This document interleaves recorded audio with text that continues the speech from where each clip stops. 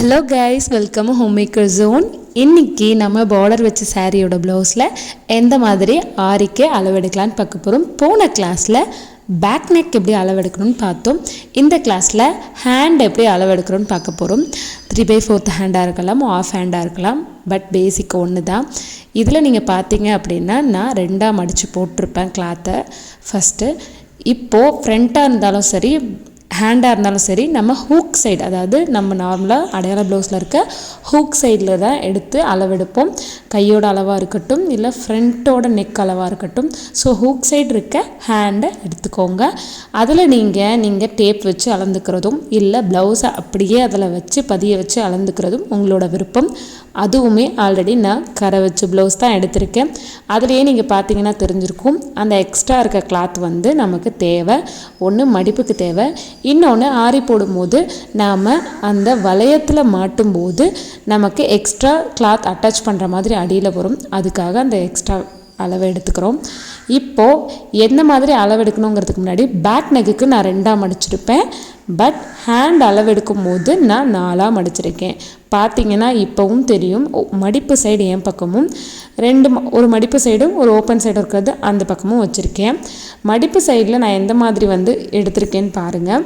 அந்த கரையோட எக்ஸாக்டாக அந்த கரையிலே வந்து தான் நான் ப்ளவுஸை திருப்பாமல் நார்மலாக கிளாத் எப்படி இருக்கோ ப்ளவுஸ் அதே போலேயே அப்படியே வச்சுக்கலாம். வச்சுட்டு தான் இப்போ அளவெடுக்க போகிறோம். ஆஸ் யூஷுவல் நம்ம சொன்ன மாதிரி ரெடி அளவு தான் எடுக்கிறோம். என்னென்னு பாருங்கள், அந்த ஷோல்டர் கிட்ட இருக்க அந்த கையோட ஜாயிண்ட் இருக்குது பார்த்தீங்களா, அந்த இடத்துல தான் எக்ஸாக்டாக நான் அளவு குறிச்சிருக்கேன். ப்ளவுஸை கையை நகர்த்தாமல் அப்படியே வச்சுக்கிட்டு அதோட எண்டையுமே குறிச்சிருக்கேன்.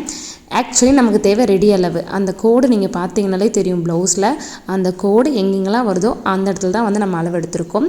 நமக்கு கை ஃபுல்லாகவும் நம்ம ஒர்க் பண்ண மாதிரி இருக்கும், இல்லை எண்டிங்கில் மட்டும் ஒர்க் பண்ணுற மாதிரி இருக்கும். வாட் எவர் நம்ம என்ன பண்ண போகிறோன்னா, நம்ம எப்படியா இருந்தாலும் ப்ராப்பராக குறிக்கிறத குறிச்சிக்கலாம். இந்த சைட்லேயும் வந்து சைட் ஜாயிண்ட்டுமே நான் பர்ஃபெக்டாக குறிச்சிட்டேன். நீங்கள் நல்லா பார்த்தீங்கன்னா தெரியும், நான் வந்து கை ஜாயிண்ட் பண்ணுற இடத்துல எங்கெல்லாம் பார்த்து குறிக்கிறேன்னு பாருங்கள். அந்த ப்ளவுஸோட எக்ஸாக்ட் அளவை எடுக்கிறதுக்கு இப்படி தான் எடுப்போம். கை வந்து அசையாமல் மடித்து அந்த வளைவை வந்து கரெக்டாக அதில் எப்படி இருக்கோ அதே மாதிரியே குறிச்சிக்கிறோம். எக்ஸாக்டாக இப்போ நம்ம என்ன அளவு எடுத்திருக்கோம் அப்படின்னா ரெடி அளவு எடுத்துட்டோம். கைக்கு வெளியில் நம்ம ப்ளவுஸை போட்டப்போ என்னெல்லாம் தெரியுமோ அந்த அளவு இது தான். ஸ்டிச்சிங்க்கு நீங்கள் பத்துமா பத்தாதா, அது வாட் எவர், அது வந்து ஸ்டிச்சிங்கோட ப்ராப்ளம். நாம் அடுத்த ஸ்டிச்சிங் கிளாஸில் வந்து அதுக்கு விளக்கம் கொடுப்போம்.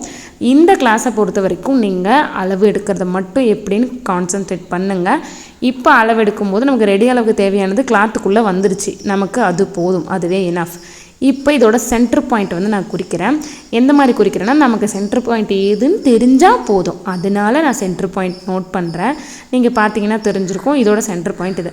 That's okay. நீங்கள் வந்து ஆஃப் ஹேண்டு தான் எடுத்திருக்கீங்க. இப்போ ஃபுல் ஹேண்ட் எப்படி எடுக்கணும் அப்படின்னா, இதை என்ன பண்ண போகிறோன்னா, பேக் நெக் நம்ம திருப்பி போட்டிருப்போம் இல்லையா, எக்ஸாக்ட்லி அதே மாதிரி தான் இதையுமே நம்ம மடிப்பு 4ஆக மடித்ததை இப்படி திருப்பி மடித்து அதை வந்து நம்ம ப்ரெஸ் பண்ணி அந்த அளவுகளை எடுக்க போகிறோம்.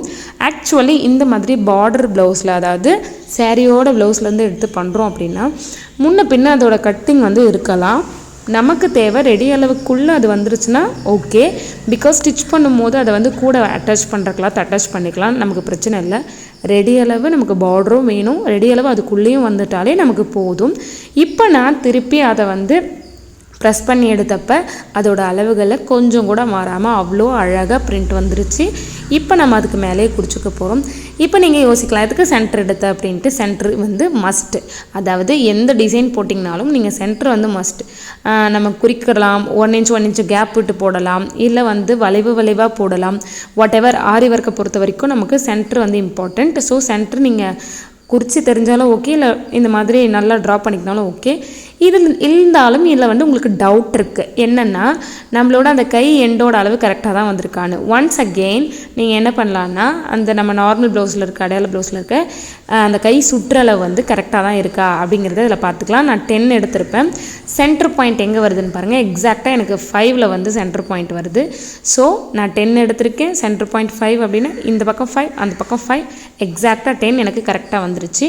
இல்லை இப்போ இன்னொரு கைக்கு எடுக்கணும், அதுக்கு என்ன பண்ண போகிறோம் அப்படின்னா, ஆல்ரெடி நம்ம முழுசாக ஒரு கையை வந்து வரைஞ்சி கொண்டு வந்துட்டோம். அது 2 மடிப்பில் தானே இருக்குது. இப்போ அது அப்படியே 2 மடிப்பை திருப்பி மடிச்சுக்கிட்டு நம்ம அதை ப்ரெஸ் பண்ணி எடுத்துட்டோம்னா சூப்பராக கை அளவு வந்துடும். இல்லை இந்த மாதிரி இருக்கிறது வந்து ரொம்ப ஈஸி, அதனால் நான் இந்த மாதிரி ப்ரெஸ் பண்ணி எடுத்து உங்களுக்கு சொல்லியிருக்கேன்.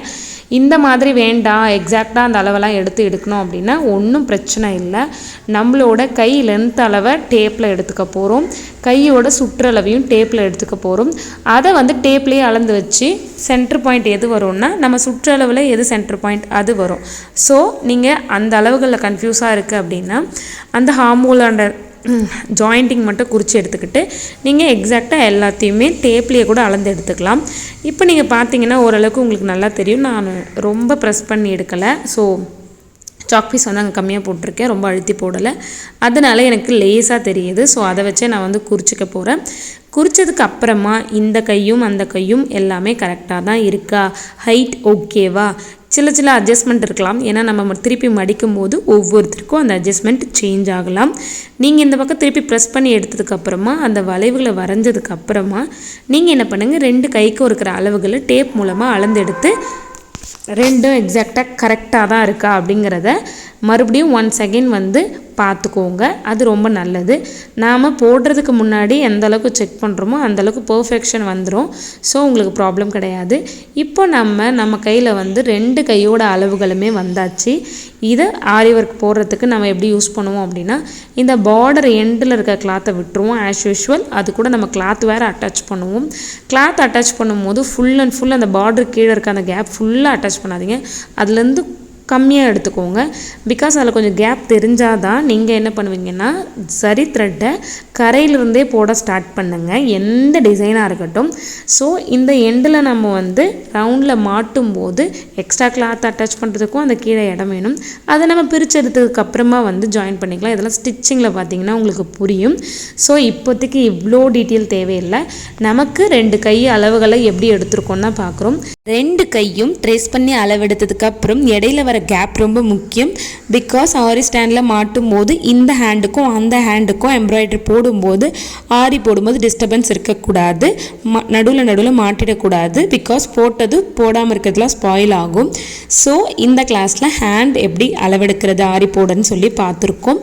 நெக்ஸ்ட் அடுத்தடுத்த கிளாஸில் இன்னும் பேலன்ஸ் என்னெல்லாம் இருக்கோ அதெல்லாம் எப்படி அளவெடுக்கிறதுன்னு பார்க்க போகிறோம். வித் அந்த அளவு எடுத்ததை எப்படி ஸ்டாண்டில் மாட்டணும், எதை போடும்போது எந்த அளவுக்கு டிஸ்டர்பன்ஸ் இருக்கக்கூடாது, அதுக்கப்புறமா எடுத்து எப்படி ஸ்டிச் பண்ணணும், இது எல்லாமே வர கிளாஸஸில் பார்ப்போம்.